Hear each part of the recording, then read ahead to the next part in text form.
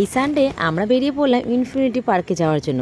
তো infinity park কোথায় তোমরা সেটা দেখতেই পারবে। আমারটা দেখো কত পরিমাণে ক্যালেন্ডার ওঠে, এখানে এসে শরীরটা একদম ঠান্ডা হয়ে গেল। অরিকের পাপা এই যে সাথে এলো, অরিকের বন্ধু, এই যে আমার বাচ্চি, সবাই মিলে আমরা যাচ্ছি। তো আমরা যাচ্ছি গাজলডোবা রোডে, ফুলবাড়ি ক্যালেন হয়ে যাব আমরা নিমবন, তারপরেই যাচ্ছি গাজলডোবা পুলিশ ফাঁড়ি হয়ে তোমাদের ডান দিকে যে রাস্তা আছে সেই রাস্তায় গিয়ে কিছু দূর এগোলেই তোমরা দেখতে পাবে ইনফিনিটি পার্ক। তো তোমাদের সেখানে এন্ট্রি ফিস নেবে এক একজনে 60 রুপিস।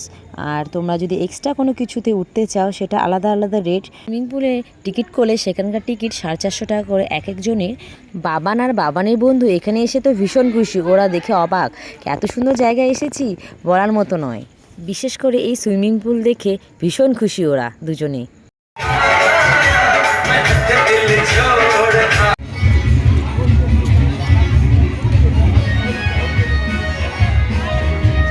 এই পার্কটা কিন্তু ভীষণ সুন্দরভাবে সাজিয়েছে, দেখার মতো, তোমরা একবার হলেও দেখে আসতে পারো।